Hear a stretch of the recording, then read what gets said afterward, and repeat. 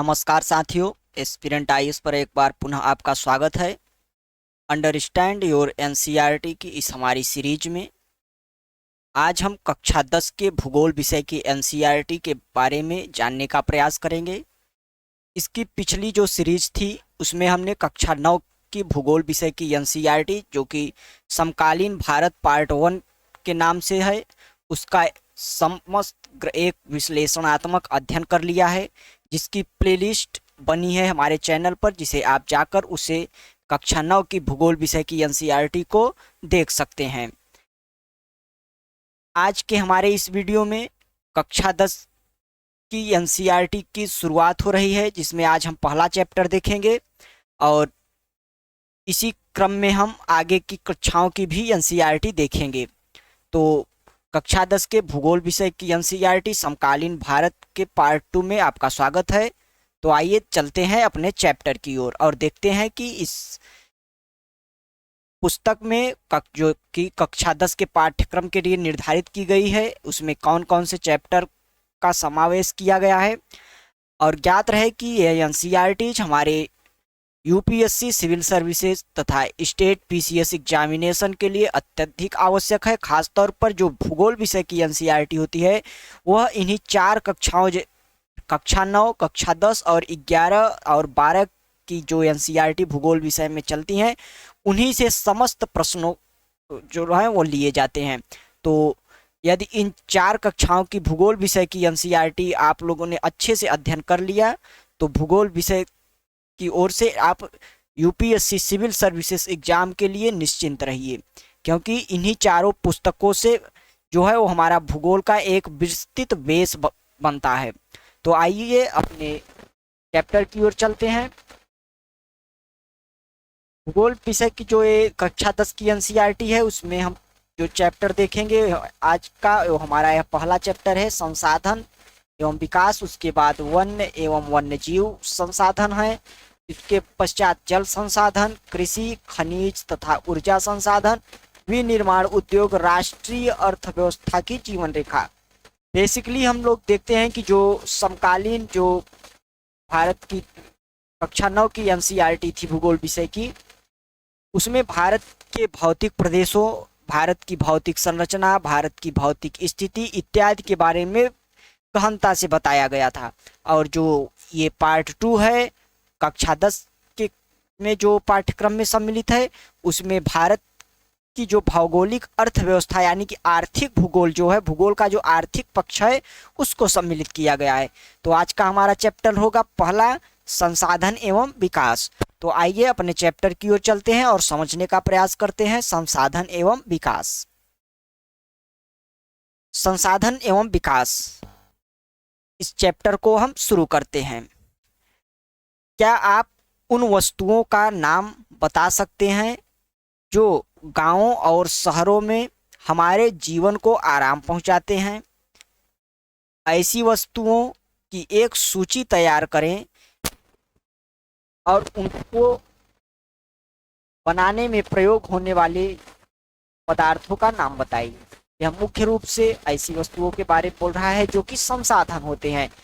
यह एक अप्रत्यक्ष तरीके से संसाधन की परिभाषा ही बता रहा है, क्योंकि यह बोल रहा है कि ऐसी वस्तुओं का नाम बताइए जो हमारे जीवन को आराम पहुंचाते हैं, यानी कि जिन्हें हम प्रयोग में करते हैं। और संसाधन की परिभाषा तो यही होती है कि ऐसी वस्तुएं, ऐसे पदार्थ जो हमारे जीवन को आराम पहुंचाएं, जिन्हें हम उपयोग में ला सके, उन्हीं को संसाधन कहा जाता है। तो बेसिकली ये जो पैराग्राफ है यह संसाधन की डिफिनीशन को बता रहा है। चलते हैं आगे। हमारे पर्यावरण में उपलब्ध प्रत्येक वस्तु जो हमारी आवश्यकताओं को पूरा करने में प्रयुक्त की जा सकती है और जिनको बनाने के लिए प्रौद्योगिकी उपलब्ध है, जो आर्थिक रूप से संभाव्य और सांस्कृतिक रूप से मान्य है, एक संसाधन है।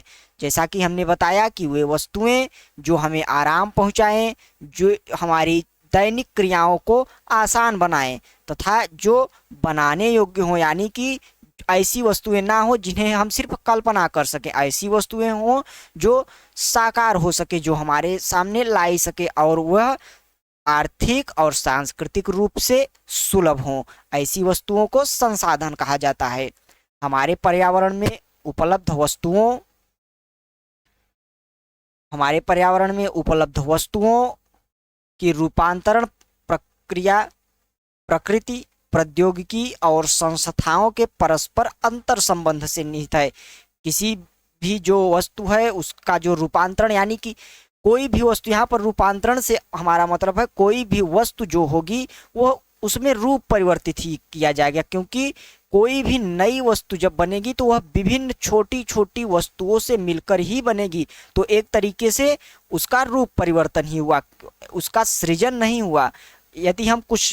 यदि मान लीजिए हम लोहे की पटरियां बना रहे हैं, रेलवे की पटरियां बना रहे हैं, तो रेलवे की पटरियों का एक सृजन तो नहीं हो रहा है, कई जगह से खानों से लोहा निकाला जा रहा है, कोयला निकाला जा रहा है, उसके बाद उसको साफ करके उसको एक आकार दिया जा रहा है, तो उसी प्रक्रिया को रूपांतरण कहा जाता है। और यह रूपांतरण की प्रक्रिया प्रकृति, प्रौद्योगिकी और संसाधन जो संस्थाएं होती हैं जो इस कार्य में संलग्न होती हैं कि परस्पर अंतर संबंध से होता है। आगे चलते हैं। मानव प्रौद्योगिकी द्वारा प्रकृति के साथ क्रिया करते हैं, जो मानव प्रौद्योगिकी द्वारा प्रकृति के साथ क्रिया करते हैं और अपने आर्थिक विकास की गति को तेज करने के लिए संस्थाओं का निर्माण करते हैं। यानी कि मानव जो होता है वो प्रौद्योगिकी के माध्यम से प्रकृति में उपलब्ध जो वस्तुएं होती हैं उनका प्रयोग कर विकास करता है और विकास के लिए कुछ संस्थाएं बनाता है जो कि उस विकास को गति प्रदान करती हैं। क्या आप भी अन्य बहुत से लोगों की तरह संसाधनों को प्राकृतिक उपहार समझते हैं? ऐसा नहीं है। संसाधन मानवीय क्रियाओं का परिणाम होते हैं। जैसा कि हमने कहा कि संसाधन वही होते हैं जो हमारी उपयोग आ सके, जो काल्पनिक ना हो। ऐसे तो पृथ्वी पर कई ऐसी धातुएं बहुत समय से पड़ी हुई थी, आदिकाल से थी, परंतु प्रौद्योगिकी के अभाव में उनका उपयोग नहीं हो पा रहा था, और उनका यदि उपयोग नहीं हो पा रहा था तो हमारे लिए संसाधन नहीं थे।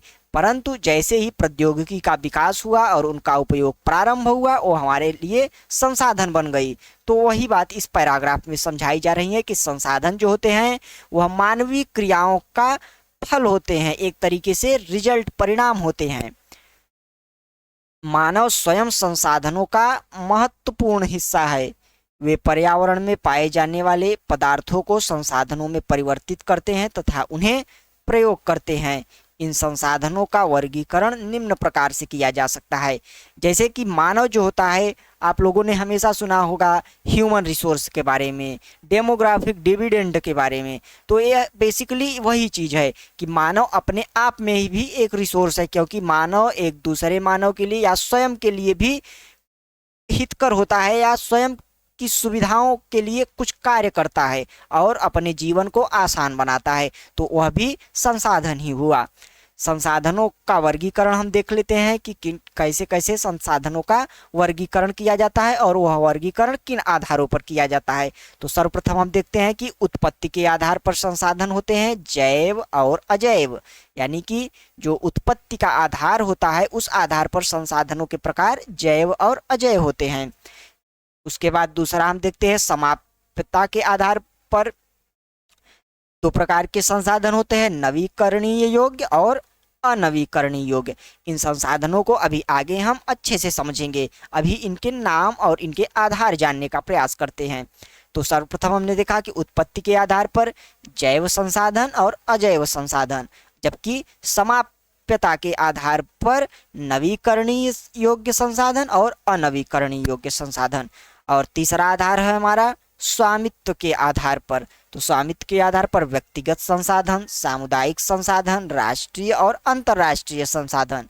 इसके बाद विकास के स्तर के आधार पर हम देखते हैं कि संभावी संसाधन, विकसित संसाधन, भंडार और संचित कोष। तो इस प्रकार हमने संसाधनों को उसके आधार पर बांटने का प्रयास किया। यहाँ पर एक फ्लोचार्ट के रूप में हम देखते हैं कि संसाधन जो होते हैं वे बेसिकली दो प्रकार के होते हैं, एक प्राकृतिक और दूसरा मानवीय। वैसे तो सभी जो संसाधन होते हैं वह मानव द्वारा ही रूप परिवर्तन के माध्यम से ही उपयोग में लाए जाते हैं, परंतु एक ब्रॉड लेवल पर, एक बेसिक लेवल पर समझने योग्य बनाने के लिए उसे हम दो भागों में बांट देते हैं। पहला प्राकृतिक और दूसरा मानवीय। प्राकृतिक में को हम पुनः दो भागों में बांटते हैं, नवीकरणीय योग्य और अनवीकरणीय योग्य। इसे हम आगे समझते हैं कि नवीकरणीय और अनवीकरणीय है क्या। इसके बाद नवीकरणीय को पुनः हम दो भागों में बांटते हैं, सतत अथवा प्रवाह जैसे पवन, जल इत्यादि, और दूसरा उसको बांटते हैं जैव, यानी कि प्राकृतिक वनस्पति जैसे कि वन, और दूसरा वन्य जीव। ये नवीकरणीय है। इसके अतिरिक्त अनवीकरणीय को हम देखते हैं पुनः चक्रीय जैसे कि धातु, और अचक्रीय जैसे कि जीवाश्म ईंधन। इसके बाद जो मानवीय संसाधन है उसमें देखते हैं कि संरचनाएं एवं संस्थाएं और मात्रा एवं गुणवत्ता, ये संसाधनों का एक बेसिक वर्गीकरण है। तो अब आइए हम संसाधनों का जो वर्गीकरण आगे देखा है उसको हम एक पैराग्राफ के रूप में, एक कॉन्सेप्ट के रूप में क्लियर करने का प्रयास करते हैं। तो सर्वप्रथम उत्पत्ति के आधार पर हमने संसाधनों का जो वर्गीकरण देखा था, तो उसमें हमने क्या देखा था, दो भाग होते हैं इसके, यानी कि दो प्रकार के संसाधन होते हैं उत्पत्ति के आधार पर। पहला संसाधन हमने क्या देखा था, जैव संसाधन। जैव संसाधन क्या है, इन संसाधनों की प्राप्ति जीवमंडल से होती है, यानी कि जो जैव संसाधन है इनकी प्राप्ति जीवमंडल से होती है और इनमें जीवन व्याप्त है। जो ये संसाधन होता है इनमें जीवन व्याप्त है, जैसे मनुष्य, वनस्पति जात, प्राणी जात, मत्स्य जीवन, पशुधन आदि। जो जैव संसाधन है वह जैव मंडल से प्राप्त होते हैं। जैव मंडल क्या होता है, जैव मंडल एक ऐसा क्षेत्र है जहाँ पर जीवन संभव हो पाता है, जहाँ पर ऑक्सीजन होती है, जहाँ पर जल होता है, जहाँ पर और तमाम प्रकार की जीवन के लिए सहायक गैसें पाई जाती हैं इत्यादि का जो एक सम्मिलन क्षेत्र होता है वही जैव मंडल होता है। तो जो जैव संसाधन होते हैं वो इन्हीं जैव मंडल से ही, इन्हीं जो जीवों के निवास क्षेत्र हैं उन्हीं से आते हैं, जिसमें मनुष्य होता है, वनस्पतियां होती हैं, प्राणी जात होता है, मत्स्य जीवन, पशुधन इत्यादि होते हैं। जैसे कि महासागरों से देखा जाता है कि मत्स्य पालन के तहत मतलब अत्यधिक मछलियां निकाली जाती हैं, या कि किसी क्षेत्र में मत्स्य पालन किया जाता है, तो वह एक संसाधन होंगे, क्योंकि वह खाद्य पदार्थों के रूप में इस्तेमाल होंगे, वह दवाइयों के बनाने में इस्तेमाल होंगे, तो हमारे लिए एक संसाधन हुए। और यह कहाँ से आ रहे हैं, जीवमंडल से। तो इनमें क्या है, जीवों की एक संरचना है, जीवों का एक गुण पाया जाता है, इसमें जीवन व्याप्त होता है, इसलिए इसे जैव संसाधन कहते हैं। जैसे कोयला हो गया और अन्य प्रकार के ईंधन जैसे पेट्रोलियम हो गया और नेचुरल गैसेज हो गई, यह भी जैव संसाधन है, क्योंकि यह जैव मंडल से आती हैं। इनमें जीवन कभी न कभी प्राप्त रहता है, जीवन व्याप्त रहता है। ये वनस्पतियों के सड़ने गलने कई कालों तक दबे रहने के बाद इनका निर्माण होता है, इसलिए इसे भी हम जैव संसाधन कहते हैं। आगे चलते हैं, उत्पत्ति के आधार पर संसाधनों के विभाजन में देखते हैं कि अगला क्या है, अजैव संसाधन। वे सारे संसाधन जो निर्जीव वस्तुओं से बने हैं अजैव संसाधन कहलाते हैं। उदाहरण के लिए चट्टान और धातुएं, ऐसे संसाधन जो अजैविक वस्तुओं से बने हैं, जिनमें जीवन कभी नहीं रहता है, तो वे जो संसाधन होते हैं उन्हें हम अजैविक संसाधन कहते हैं। जैसे चट्टानें हो गई, मिट्टी हो गई, और इत्यादि प्रकार के जो धातुएं हो गई, लोह अयस्क हो गया निकाला जाता है, तांबा हो गया, ये समस्त प्रकार के जो संसाधन होते हैं वे अजैव संसाधन होते हैं। इसके बाद जो अगला आधार हमने देखा था समाप्यता के आधार पर, उस आधार पर हमने देखा था पहला जो वर्गीकरण होगा वह होगा नवीकरणीय योग्य संसाधन। तो समझते हैं कि नवीकरणीय योग्य संसाधन क्या होता है।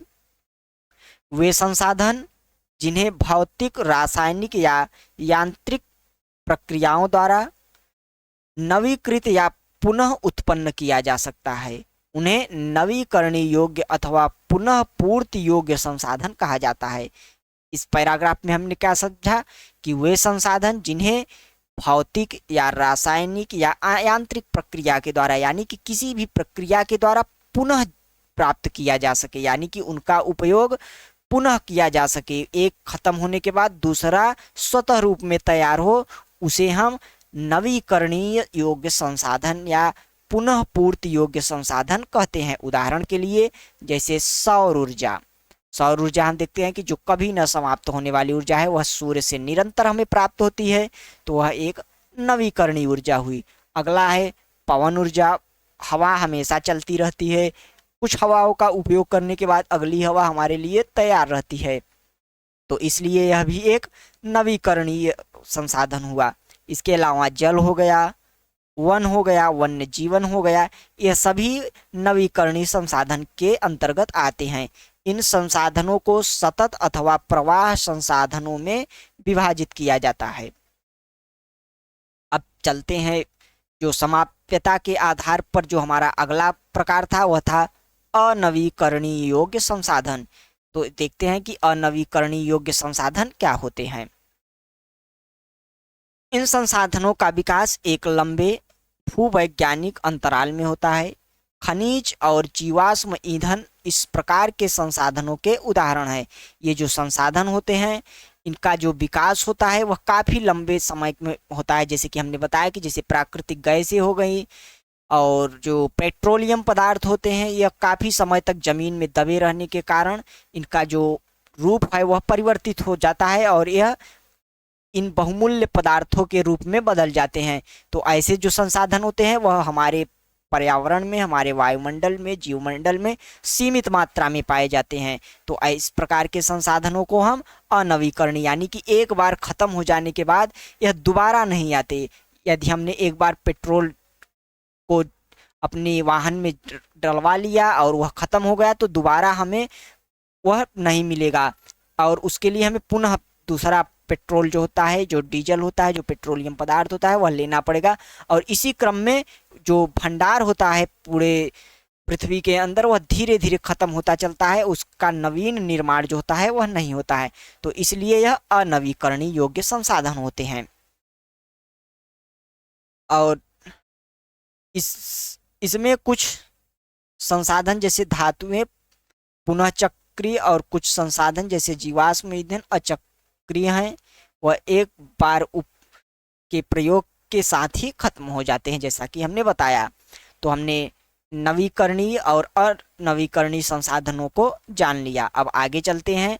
आगे का हमारा जो आधार था वह था स्वामित्व के आधार पर। स्वामित्व के आधार पर हमने क्या देखा था? पहला वर्गीकरण था व्यक्तिगत संसाधन। संसाधन निजी व्यक्तियों के स्वामित्व में भी होते हैं। बहुत से किसानों के पास सरकार द्वारा आवंटित भूमि होती है, जिसके बदले वे सरकार को लगान चुकाते हैं। गांव में बहुत से लोग भूमि के स्वामी भी होते हैं और बहुत से लोग भूमिहीन होते हैं। शहरों में लोग भूखंड, घरों व अन्य जायदाद के मालिक होते हैं। बाग, चारागाह, तालाब व कुओं का जो जल आदि संसाधन के निजी स्वामित्व के कुछ उदाहरण है। अपने परिवार के संसाधनों की एक सूची तैयार कीजिए। जैसा कि हम जानते हैं कि जो व्यक्तिगत संसाधन होते हैं उसमें किसी एक व्यक्ति, किसी एक परिवार का जो वह स्वामित्व होता है, उस पर, उसके उपयोग पर उसका एकाधिकार होता है। ऐसे संसाधनों को हम व्यक्तिगत संसाधन कहते हैं, जिसकी इजाजत के बिना कोई दूसरा उस चीज का, उस वस्तु का, उस पदार्थ का उपयोग नहीं कर सकता। ऐसे संसाधन व्यक्तिगत संसाधन होते हैं। अब स्वामित्व के आधार पर अगला हमारा वर्गीकरण क्या था? सामुदायिक स्वामित्व वाले संसाधन। ये संसाधन समुदाय के सभी सदस्यों के लिए उपलब्ध होते हैं।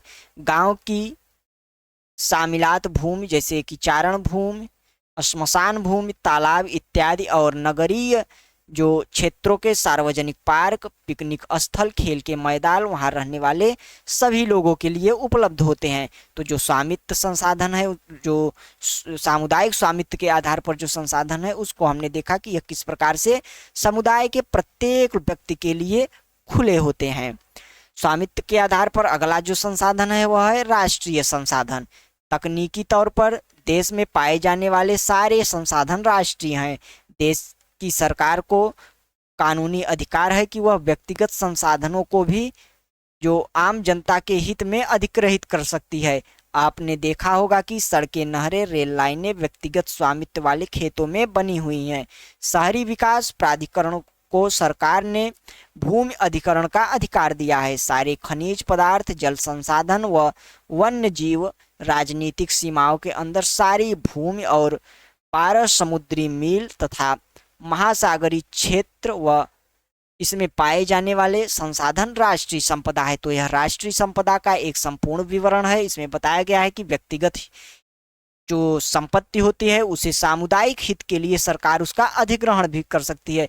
तो जो एक किसी भी देश की जो राजनीतिक सीमा होती है उसके अंतर्गत पाए जाने वाले प्रत्येक वस्तु, प्रत्येक पदार्थ राष्ट्रीय संसाधन होते हैं। हमारा अगला जो स्वामित्व के आधार पर विभाजन है वह है अंतर्राष्ट्रीय संसाधन। कुछ अंतर्राष्ट्रीय संसाधनों को नियंत्रित करती हैं। तटरेखा से 200 किलोमीटर की दूरी से परे खुले महासागरीय संसाधन पर किसी देश का अधिकार नहीं है। इन संसाधनों को अंतर्राष्ट्रीय संस्थाओं की सहमति के बिना उपयोग नहीं किया जा सकता। जो कि जैसे कि ओपन सी जो होते हैं, जो 200 किलोमीटर के बाद जो शुरू होता है, जिसे खुला सागर कहा जाता है, उस पर किसी भी एक राष्ट्र का स्वामित्व नहीं होता है। उसमें पाए जाने वाले संसाधनों का उपयोग भी कोई राष्ट्र नहीं कर सकता है। जो अंतर्राष्ट्रीय संस्थाएं हैं उनकी इजाज़त के बिना उनका उपयोग नहीं किया जा सकता। तो ऐसे संसाधनों को हम अंतर्राष्ट्रीय संसाधन कहते हैं। क्या आप जानते हैं कि भारत के पास अपवर्जक आर्थिक जो क्षेत्र से दूर, यानी कि जो एक्सक्लूसिव इकोनॉमिक एरिया होता है उससे दूर हिंद महासागर की तलहटी में मैग्नीज ग्रंथियों का खनन करने का अधिकार है। कुछ अन्य अंतर्राष्ट्रीय संस्थाओं की पहचान करें। चलते हैं अगला आधार, जिस आधार पर संसाधनों का विभाजन हमने देखा, तो उसमें अगला हमारा आधार है विकास के स्तर के आधार पर। तो उसमें पहला है संभावी संसाधन। वे संसाधन, संभावी संसाधन वे संसाधन है जो किसी प्रदेश में विद्यमान होते हैं परंतु इनका उपयोग नहीं किया गया है। उदाहरण के तौर पर भारत के पश्चिमी भाग, विशेषकर राजस्थान, गुजरात में पवन और सौर ऊर्जा संसाधनों की पर्याप्त संभावना है, यानी कि परंतु इनका सही ढंग से विकास नहीं हुआ है। यानी कि जो विकास के स्तर के आधार पर जो विभाजन किया जाता है संसाधनों का, उसमें जो संभावी संसाधन हमारा है वो उसका अर्थ यह है कि ऐसे संसाधन, किसी क्षेत्र में पाए जाने वाले ऐसे संसाधन जो हमें ज्ञात तो हैं कि ये हमारे जीवन स्तर को उन्नत बना कर सकते हैं, आरामदेह बना सकते हैं, हमारे काम आ सकते हैं, परंतु पर्याप्त प्रौद्योगिकी आर्थिक अभाव के कारण उनका हम उपयोग नहीं कर पाते हैं। तो ऐसे संसाधन संभावी संसाधन कहे जाते हैं जिनका भविष्य में उपयोग किए जाने की संभावना रहती है। विकास स्तर के आधार पर हमारा अगला वर्गीकरण है विकसित संसाधन, जिसमें वे संसाधन जिनका सर्वेक्षण किया जा चुका है और उनका उपयोग की गुणवत्ता और मात्रा निर्धारित की जा चुकी है, विकसित संसाधन कहलाते हैं। संसाधनों का विकास प्रौद्योगिकी और उनकी संभाव्यता के स्तर पर निर्भर करता है, यानी कि जो संसाधनों का विकास है वह प्रौद्योगिकी और उनकी संभाव्यता के आधार पर उनका विकास निर्भर करता है। तो विकसित संसाधन हम जान लिया कि क्या होते हैं। इसके अतिरिक्त भंडार को हम समझ लेते हैं। पर्यावरण में उपलब्ध हुए पदार्थ जो मानव की आवश्यकताओं की पूर्ति कर सकते हैं परंतु उपयुक्त प्रौद्योगिकी के अभाव में उसकी पहुंच से बाहर हैं, भंडार में शामिल होते हैं। जैसा कि कुछ यह संभाव्य संसाधन से मिलता जुलता है। उदाहरण के लिए जल दो ज्वलनशील गैसों हाइड्रोजन और ऑक्सीजन का यौगिक है तथा यह ऊर्जा का मुख्य स्रोत बन सकता है, परंतु इस उद्देश्य से इसका प्रयोग करने के लिए हमारे पास आवश्यक तकनीकी ज्ञान नहीं है। जैसा कि हमने अब हाइड्रोजन पर चलने वाली गाड़ियों की चर्चा इस बीच में काफ़ी सुनी है। ऐसे इंजनों का निर्माण किया जा रहा है जो कि हाइड्रोजन से चलते हैं। तो वह उसी प्रौद्योगिकी की बात कर रहा है कि वे जो हैं वह भंडारण की श्रेणी में आते हैं। जैसे भी हमारे पास ऐसी प्रौद्योगिकियाँ विकसित हो जाएंगी जो कि उस संसाधन के उपयोग के लिए कारगर होंगी, वैसे ही वह संसाधन विकसित संसाधन में गिना जाने लगेगा। इसके अतिरिक्त हम देखते हैं संचित कोष क्या है। संचित कोष यह संसाधन भंडार का ही हिस्सा है जिन्हें उपलब्ध तकनीकी ज्ञान की सहायता से प्रयोग में लाया जा सकता है, परंतु इसका उपयोग अभी आरंभ नहीं हुआ है। इसका उपयोग भविष्य में आवश्यकता पूर्ति के लिए किया जा सकता है। नदियों के जल को विद्युत पैदा करने में प्रयुक्त किया जा सकता है, परंतु वर्तमान समय में इसका उपयोग सीमित पैमाने पर हो रहा है। इस प्रकार बांधों में जल, वन आदि संचित कोष हैं जैसे जिनका उपयोग भविष्य में किया जा सकता है। तो इस प्रकार संचित कोषों को हमने विस्तृत रूप में समझा कि संचित कोष क्या होते हैं। वैसे हैं जो हमारे पास उपलब्ध तो हैं, परंतु और उनकी जो उपयोग है उसके लिए हमारे पास तकनीकी ज्ञान भी है, परंतु इनका उपयोग अभी आरंभ नहीं किया गया है। जैसी है इनका उपयोग आरंभ किया जाएगा, यह पूर्ण संसाधन के रूप में गिने जाने लगेंगे। तो इस प्रकार हमने संसाधनों का जो एक समग्र विभाजन था उसको हमने देख लिया। अब चलते हैं आगे की इस चैप्टर में क्या है। आगे की हेडलाइन हमारी है संसाधनों का विकास। तो संसाधनों का विकास हम समझते हैं। संसाधन जिस प्रकार मनुष्य के जीवन यापन के लिए अति आवश्यक है,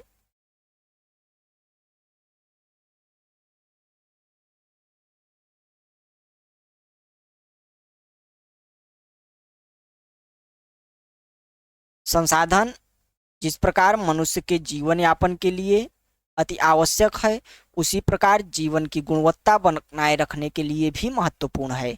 ऐसा विश्वास किया जाता है कि संसाधन प्रकृति की देन है, परिणाम स्वरूप मानव ने इसका अंधाधुंध उपयोग किया, जिससे निम्नलिखित मुख्य समस्याएं पैदा हुई।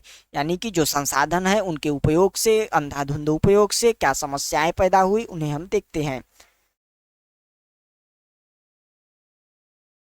इसमें पहला है कुछ व्यक्तियों के लालचवश संसाधनों का ह्रास हुआ। संसाधन समाज के कुछ ही लोगों के हाथों में आ गए हैं, जिससे समाज दो हिस्सों संसाधन संपन्न एवं संसाधन विहीन अर्थात अमीर और गरीब में बंट गया है। संसाधनों के अंधाधुंध शोषण से वैश्विक पारिस्थितिकीय संकट पैदा हो गया है, जैसे भूमंडलीय तापन, ओजोन परत अवक्षय, पर्यावरण प्रदूषण और भूमि निम्नीकरण। ये संसाधनों के अंधाधुंध उपयोग के कुछ हानिकारक प्रभाव हैं जो हमारे सामने इस समय ग्लोबल वार्मिंग, ओजोन परत क्षरण, पर्यावरण प्रदूषण, भूमि डिग्रेडेशन यानी लैंड डिग्रेडेशन आदि के माध्यम से देखने को मिल रहे हैं। चलते हैं आगे। मानव जीवन की गुणवत्ता और विश्व शांति बनाए रखने के लिए संसाधनों का समाज पर न्याय संगत बंटवारा आवश्यक हो गया है। यदि कुछ ही व्यक्तियों तथा देशों द्वारा संसाधनों का वर्तमान दोहन जारी रहता है तो हमारी पृथ्वी का भविष्य खतरे में पड़ सकता है। इसलिए हर तरह के जीवन का अस्तित्व बनाए रखने के लिए संसाधनों के उपयोग की योजना बनाना अति आवश्यक है। सतत अस्तित्व सही अर्थ में सतत पोषणी विकास का ही हिस्सा है। यहाँ पर एक नया टर्म सतत पोषणी आया जो सीखने के लिए अत्यधिक महत्वपूर्ण है।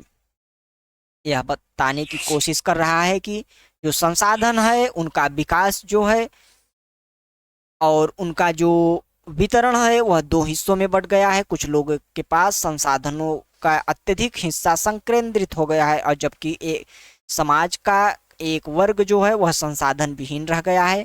तो इसलिए संसाधनों का जो उचित बंटवारा है, उचित वर्गीकरण है वह अत्यधिक आवश्यक हो गया है, क्योंकि एक ही वर्ग के हाथों में संसाधन अंधाधुंध प्रयोग को बढ़ावा देता है, जिससे कि पर्यावरण को अत्यधिक हानि पहुंचती है। हम आगे समझते हैं कि सतत पोषणी विकास क्या होता है। सस्टेनेबल डेवलपमेंट, सतत पोषणी आर्थिक विकास का अर्थ है कि पर्यावरण को बिना नुकसान पहुंचाए और वर्तमान विकास की प्रक्रिया भविष्य की पीढ़ियों की आवश्यकता की अवहेलना ना करे। इसको हम आसान भाषा में समझाते हैं कि वर्तमान में संसाधनों का ऐसा उपभोग हो कि वर्तमान की आवश्यकताएं तो पूरी हो जाएं, परंतु उनका ऐसा भी उपयोग ना हो कि अति उपयोग हो जाए और भविष्य में हमारी आने वाली पीढ़ियों के लिए वह संसाधन बचे ही ना। क्योंकि अभी अभी हमने पढ़ा कि हमारे जो पर्यावरण है उसमें पाए जाने वाले कुछ संसाधन अनवीकरणीय हैं। तो यदि ऐसे संसाधन यानी अनवीकरणीय संसाधनों का उपयोग अत्यधिक अंधाधुंध तरीके से किया जाने लगेगा तो आने वाली भविष्य की पीढ़ियों के लिए संसाधनों की जो उपलब्धता होगी वह खत्म हो जाएगी। तो इसलिए हमें ऐसे विकास पर, ऐसे दोहन पर ध्यान देना होगा कि जो सतत पोषणी हो, यानी कि सतत रूप से हमेशा के लिए चलता रहे और भविष्य की पीढ़ियों के लिए वह हानिकारक सिद्ध ना हो। आगे हम देखते हैं रियो डी जेनेरो पृथ्वी सम्मेलन 1992। जून 1992 में 100 से अधिक राष्ट्राध्यक्षों ने ब्राजील के शहर रियो डी जेनेरो में प्रथम अंतर्राष्ट्रीय पृथ्वी सम्मेलन में एकत्रित हुए। सम्मेलन का आयोजन विश्व स्तर पर उभरते पर्यावरण संरक्षण और सामाजिक आर्थिक विकास की समस्याओं का हल ढूंढने के लिए किया गया था। जो रियो डी जेनेरो है यह ब्राजील का एक स्थान है। इसी स्थान पर 1992 को एक शिखर सम्मेलन आयोजित किया गया जिसमें 100 से अधिक देशों के राष्ट्राध्यक्षों ने भाग लिया, जो कि जलवायु परिवर्तन, जलवायु पारिस्थितिकी तंत्र में जो विषमता रही है इस पर विचार करने के लिए यह सम्मेलन रखा गया था। इस सम्मेलन में एकत्रित नेताओं ने भूमंडलीय जलवायु परिवर्तन और जैविक विविधता पर एक घोषणा पत्र पर हस्ताक्षर किए। रियो डी जेनेरो में भूमंडलीय वन सिद्धांत पर सहमति जताई और 21वीं सदी में सतत पोषणी विकास के लिए एजेंडा 21 को स्वीकृति प्रदान की गई। यह इस जो सम्मेलन हुआ रियो डी जेनेरो 1992 का, उसके कुछ मुख्य बिंदु हैं। इसमें भूमंडलीय वन सिद्धांतों पर सहमति जताई गई और सतत पोषणी विकास के लिए एजेंडा 21 को स्वीकृति दी गई। एजेंडा 21 क्या है उसको देखते हैं। यह घोषणा है जिसे 1992 में ब्राजील के शहर रियो डी जेनेरो में संयुक्त राष्ट्र पर्यावरण और विकास सम्मेलन के तत्वाधान में राष्ट्राध्यक्षों द्वारा स्वीकृत किया गया था। इसका उद्देश्य भूमंडलीय सतत पोषणी विकास हासिल करना है। यह एक कार्यसूची है जिसका उद्देश्य समान हितों, पारस्परिक आवश्यकताओं और एवं सम्मिलित जिम्मेदारियों के अनुसार विश्व सहयोग के द्वारा पर्यावरणीय क्षति, गरीबी और रोगों से निपटना है। एजेंडा 21 का मुख्य उद्देश्य यह है कि प्रत्येक स्थानीय निकाय अपना स्थानीय एजेंडा 21 तैयार करे। तो हमने समझा कि रियो डी जेनेरो जो 1992 का सम्मेलन था वह उसके प्रमुख बिंदु क्या थे और एजेंडा 21 क्या है, जो कि हमारे एग्जाम पर्सपेक्टिव से अत्यधिक महत्वपूर्ण है। आगे चलते हैं चैप्टर में, देखते हैं संसाधन नियोजन यानी कि रिसोर्स प्लानिंग।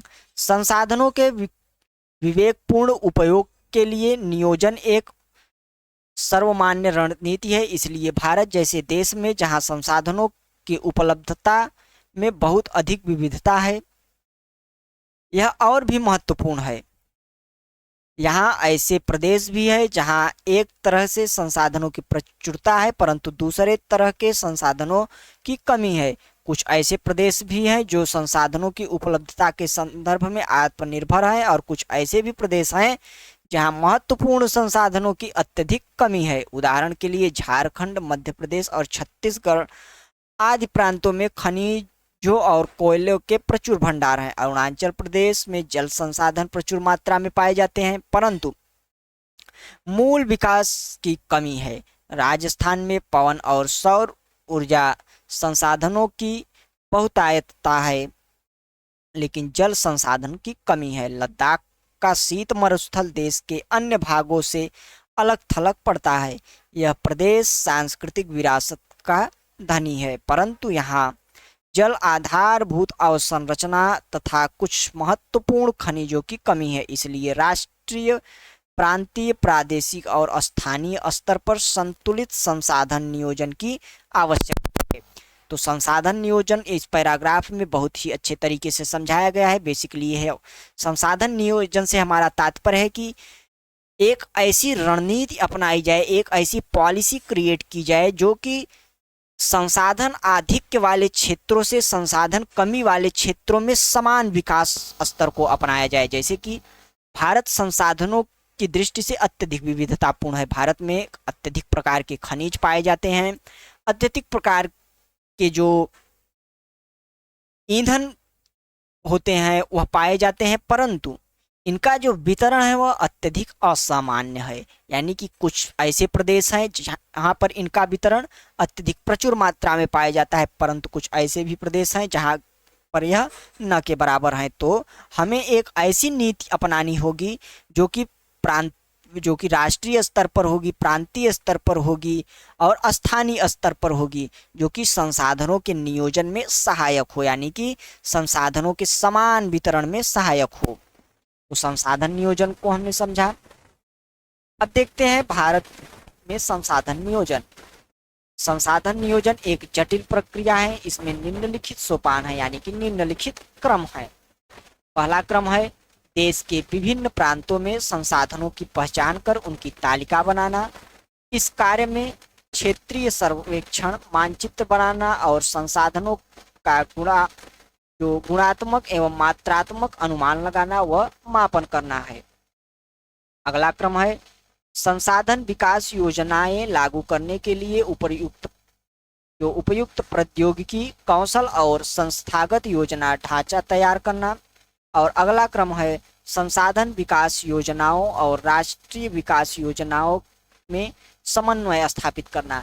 यानी कि यदि संसाधन नियोजन भारत में अपनाया जाएगा तो किस क्रम में होगा, उसका क्रम क्या होगा। तो इसमें 3 क्रम बताया गया है कि सर्वप्रथम जो भारत है उसके विभिन्न प्रदेशों में संसाधनों की पहचान की जाएगी, उनकी तालिका बनाई जाएगी और एक मानचित्र तैयार किया जाएगा तथा संसाधनों का एक अनुमान लगाया जाएगा कि उनकी गुणवत्ता क्या है और उनका किस मात्रा में वह उस क्षेत्र में पाई जाती हैं। तो इस प्रकार पहला क्रम यह होगा। और दूसरा क्रम होगा कि विकास योजनाएं लागू की जाए, उपयुक्त प्रौद्योगिकी, कौशल इत्यादि का सृजन किया जाए, क्षमता निर्माण की जाए, कैपेसिटी बिल्डिंग की जाए, जिससे हम उस संसाधन को प्राप्त कर सकें। और हमारा अंतिम जो क्रम होगा संसाधन नियोजन के क्रम में वह होगा संसाधन विकास योजनाओं और राष्ट्रीय विकास योजनाओं में समन्वय स्थापित करना। स्वाधीनता के बाद भारत में संसाधन नियोजन के उद्देश्य की पूर्ति के लिए प्रथम पंचवर्षीय योजनाओं से ही प्रयास किए जा रहे हैं। किसी क्षेत्र के विकास के लिए संसाधनों की उपलब्धता एक आवश्यक शर्त है, परंतु प्रौद्योगिकी और संस्थाओं में तदनुरूपी परिवर्तनों के अभाव में मात्र संसाधनों की उपलब्धता से ही विकास संभव नहीं है। देश में बहुत से क्षेत्र हैं जो संसाधन समृद्ध होते हुए भी आर्थिक रूप से पिछड़े प्रदेशों की गिनती में आते हैं। इसके विपरीत कुछ ऐसे प्रदेश भी हैं जो संसाधन की कमी होते हुए भी आर्थिक रूप से विकसित है। तो इस पैराग्राफ में बताया गया है कि संसाधन जो होते हैं वह किसी क्षेत्र के विकास के लिए अत्यधिक आवश्यक होते हैं, परंतु ऐसा भी हो सकता है कि संसाधनों से युक्त प्रदेश जो है वह पिछड़े प्रदेशों की श्रेणी में गिने जाएं, और ऐसा भारत में कई प्रदेशों के साथ देखा गया है। क्या आप संसाधन संपन्न परंतु आर्थिक रूप से पिछड़े और संसाधन विहीन परंतु आर्थिक रूप से विकसित प्रदेशों के नाम बता सकते हैं? ऐसी परिस्थिति होने के क्या कारण है?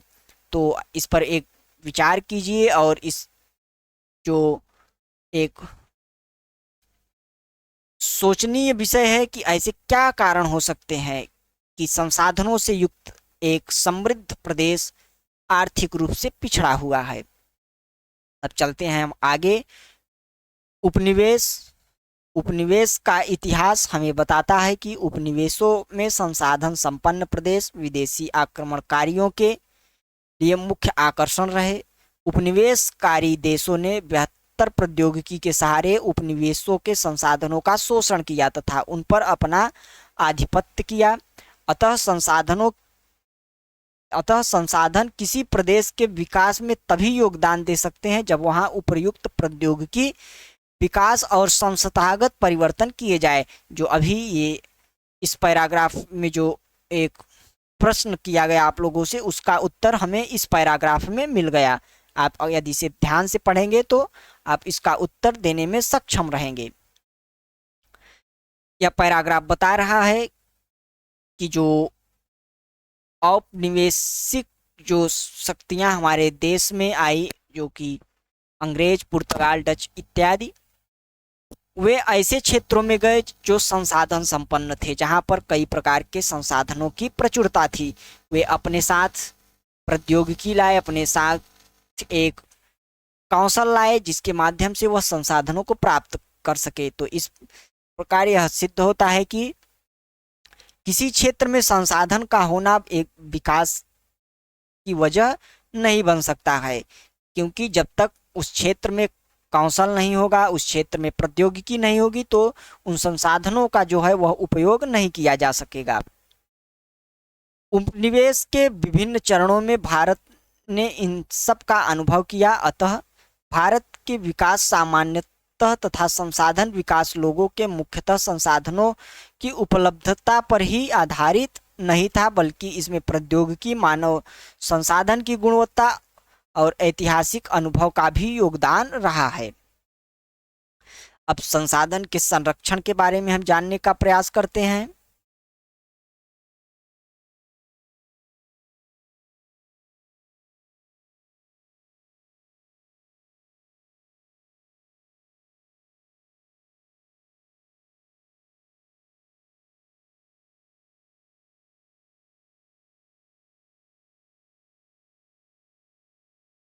देखते हैं आगे, संसाधन का संरक्षण। संसाधन किसी भी तरह के विकास में महत्वपूर्ण भूमिका निभाते हैं, परंतु संसाधनों का विवेकहीन उपयोग और अति उपयोग के कारण कई सामाजिक, आर्थिक और पर्यावरणीय समस्याएं पैदा हो सकती हैं। इन समस्याओं से बचाव के लिए विभिन्न स्तरों पर संसाधनों का संरक्षण आवश्यक है। भूतकाल में ही संसाधनों का संरक्षण बहुत से नेताओं और चिंतकों के लिए चिंता का विषय रहा। उदाहरण के लिए गांधी जी ने संसाधनों के संरक्षण पर अपनी चिंता इन शब्दों में व्यक्त की: हमारे पास हर व्यक्ति की आवश्यकता पूर्ति के लिए बहुत कुछ है, लेकिन किसी के लालच की संतुष्टि के लिए नहीं है। अर्थात हमारे पास पेट भरने के लिए बहुत है, लेकिन पेटी भरने के लिए नहीं। यह एक महत्वपूर्ण स्टेटमेंट है जो महात्मा गांधी द्वारा दिया गया था। इसमें बताया गया है कि जो संसाधन है वह प्रत्येक व्यक्ति के लिए है, परंतु यदि कोई व्यक्ति अंधाधुंध तरीके से उसका उपयोग करना शुरू कर दे तो वह अत्यधिक समय तक नहीं चलेगा और वह आने वाली पीढ़ियों के लिए समाप्त हो जाएगा। तो इसलिए संसाधनों का संरक्षण करना हमारे लिए अत्यधिक आवश्यक है। इसके अनुसार विश्व स्तर पर संसाधन ह्रास के लिए लालची और स्वार्थी व्यक्ति तथा आधुनिक प्रौद्योगिकी की शोषणात्मक प्रवृत्ति जिम्मेदार है। वे अत्यधिक उत्पादन के विरुद्ध थे और उनके स्थान पर अधिक बड़े जन समुदाय द्वारा उत्पादन के पक्षधर थे। तो इस प्रकार गांधी जी के विचारों को भी हमने यहाँ समझा। देखते हैं, अंतर्राष्ट्रीय स्तर पर व्यवस्थित तरीके से संसाधन संरक्षण की वकालत 1968 में क्लब ऑफ रोम ने की। 1968 में एक संगठन स्थापित किया गया, एक समूह बना जिसे क्लब ऑफ रोम कहा जाता है। इसने संसाधनों के संरक्षण की वकालत की। तत्पश्चात 1974 में सुमे सर ने अपनी पुस्तक स्मॉल इज ब्यूटीफुल में इस विषय पर गांधी जी के दर्शन की एक बार फिर पुनरावृत्ति की है। 1987 में ब्रंटलैंड आयोग रिपोर्ट द्वारा वैश्विक स्तर पर संसाधन संरक्षण के मूलाधार योगदान किया गया। इस रिपोर्ट ने सतत पोषणी विकास, सस्टेनेबल डेवलपमेंट की संकल्पना प्रस्तुत की और संसाधन संरक्षण की वकालत की। यह रिपोर्ट बाद में हमारा साझा भविष्य आवर कॉमन फ्यूचर शीर्षक से पुस्तक के रूप में प्रकाशित हुई। इस संदर्भ में एक और महत्वपूर्ण योगदान रियो डी जेनेरियो ब्राजील में जो सम्मेलन हुआ 1992 में आयोजित पृथ्वी शिखर सम्मेलन द्वारा किया गया। तो इस एक एडिशनल जानकारी वाले पैराग्राफ में हमने देखा कि 1968 में क्लब ऑफ रोम की स्थापना हुई, जिसने संसाधन की संरक्षण में अपनी आवाज बुलंद करने की कोशिश की। इसके बाद फ्रंटलैंड आयोग का गठन हुआ, जिसने सतत पोषणीय विकास की अवधारणा को प्रस्तुत किया और संसाधनों के संरक्षण पर जोर दिया। और बाद में यही जो रिपोर्ट है वह आवर कॉमन फ्यूचर नामक शीर्षक से एक पुस्तक के रूप में हुई। और इसके बाद से पृथ्वी सम्मेलन हुआ और उसके बाद से वर्तमान में प्रत्येक जो वर्ष है वह यूएनएफसीसी का सम्मेलन आयोजित किया जाता रहा है, जो कि कॉन्फ्रेंस ऑफ पार्टियों का एक सम्मेलन होता है, जिसमें जलवायु परिवर्तन, सतत पोषणीय विकास इत्यादि महत्वपूर्ण विषयों पर चर्चा की जाती है। आज का यह जो चैप्टर है उसे हम यहीं पे समाप्त करते हैं। इसका अगला भाग हम अगले वीडियो में देखेंगे। तब तक के लिए इस यह जो हिस्सा पढ़ाया गया है इसे एक बार पुनः अपने टेक्स्ट बुक में पढ़िएगा और इसे समझने की कोशिश कीजिएगा, तथा इसमें जो कुछ फैक्चुअल जानकारियां हैं जैसे कि संगठन, उनकी स्थापना कब हुई इत्यादि के बारे में जो जानकारियां हैं उन्हें आप नोट करने का भी प्रयास कीजिएगा। और अगले का जो इस चैप्टर का जो अगला हिस्सा है उसे हम पार्ट 2 में देखते हैं। तो आज की क्लास हमारी यहीं तक। वीडियो देखने के लिए धन्यवाद। यदि वीडियो पसंद आया हो तो चैनल को लाइक करें और सब्सक्राइब करें तथा वीडियो को शेयर करें। मिलते हैं इसी चैप्टर के अगले पार्ट के साथ। तब तक के लिए नमस्कार, जय हिंद।